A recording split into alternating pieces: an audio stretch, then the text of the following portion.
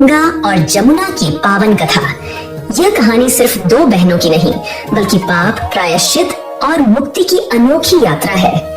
बहुत समय पहले की बात है। एक छोटे से गांव में दो बहनें रहती थीं, गंगा और जमुना। दोनों ही सरल, भक्ति भाव से भरी हुई और परिश्रमी थीं। दोनों बहनें एक साहूकार के खेत से होकर जा रही थीं। रास्ते में जमुना ने उत्सुकता से साहूकार के खेत से 13 दाने गेहूं के तोड़ लिए। गंगा जी बोली, बहन, तूने ये क्या किया? तूने पराया अन्न बिना अनुमति के लिया है। अब तुझ पर ग्रहण लग गया है। बहन, इस ग्रहण से मुझे कैसे छुटकारा मिलेगा? जमुना, तेरा ये ग्रहण तभी धुलेगा जब तू साहूकार के घर 12 वर्ष तक सेवा करेगी, तब तेरा अपराध मिट जाएगा। गंगा की बात मानकर जमुना साहूकार के घर पहुंची और बोली, साहूकार जी, मुझे नौकरी पर रख लो। तुम कौन कौन से काम कर सकोगी? मैं तुम्हारे सारे काम कर दूंगी, परंतु 4 काम नहीं करूंगी। एक तो झूठे बर्तन नहीं मांजूंगी, झाड़ू नहीं लगाऊंगी, बिस्तर नहीं बिछाऊंगी और दिया नहीं जलाऊंगी। ठीक है, तुम्हारी शर्तें मंजूर हैं। फिर साहूकार ने उसे काम पर रख लिया। 12 वर्ष बीत गए और कुंभ का मेला आया। साहूकार और साहूकारनी मेले में जाने लगे तो जमुना ने साहूकारनी को एक सोने का टका दे दिया और कहा, साहूकारनी जी, तुम्हें मेरी बहन गंगा मिलेगी।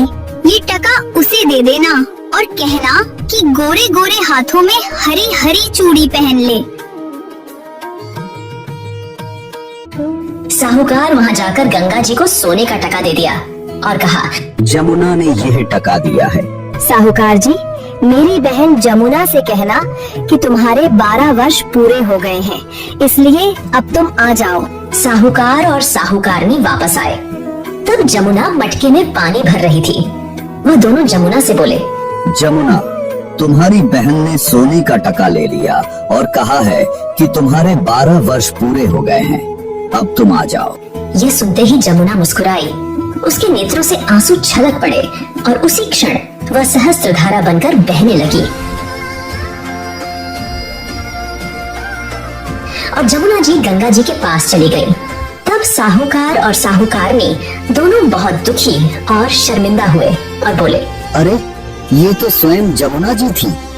हमने तो इनसे घर का सारा काम करवा लिया है, हमें तो ग्रहण लग गया है। घबराकर वे प्रायश्चित करने लगे, भोजन जल त्याग दिया। यह देखकर गंगा माता ने जमुना से कहा, बहन, तुम साहूकारनी को और साहूकार को कुछ धैर्य बंधा के आई हो या नहीं? बहन, मैं तो कुछ भी नहीं बोल के आई। तुम्हारी बात सुनते ही मैं तो खुशी के मारे जल्दी से चली आई। नहीं बहन, तुम्हें उनको धैर्य बंधा के आना चाहिए था। अब जाओ और उन्हें आश्वासन दो, वरना वे जीवन भर दुख में रहेंगी। रात को जब साहूकार और साहूकारनी सोए तो रात में जमुना माता ने साहूकार दंपति को स्वप्न में दर्शन दिए और कहा, साहूकार, साहूकारनी, तुम दुखी और शर्मिंदा क्यों हो?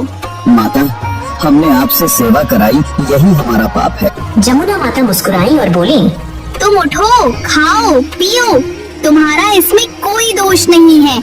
मैंने तुम्हारे खेत से गेहूं तोड़ लिए थे, जिसकी वजह से मुझे ग्रहण लग गया था। तुम्हारे घर में 12 वर्ष सेवा करने से मेरा पाप धुल गया और तेरे घर का भी उद्धार हो गया। इसमें तुम्हारा कोई दोष नहीं है। इतना कहकर माता अदृश्य हो गई। सुबह जब साहूकार और साहूकारनी ने उठकर देखा तो सारे घर में बहुत सा धन हो गया था। और तभी से यह मान्यता चली, जो गंगा जमुना माता की कथा श्रद्धा से सुनता है, उसके जीवन के सभी ग्रहण मिट जाते हैं। हे गंगा जमुना माता, जैसे आपने साहूकार और साहूकारनी को दर्शन दिए, जैसे उनकी मुक्ति कराई,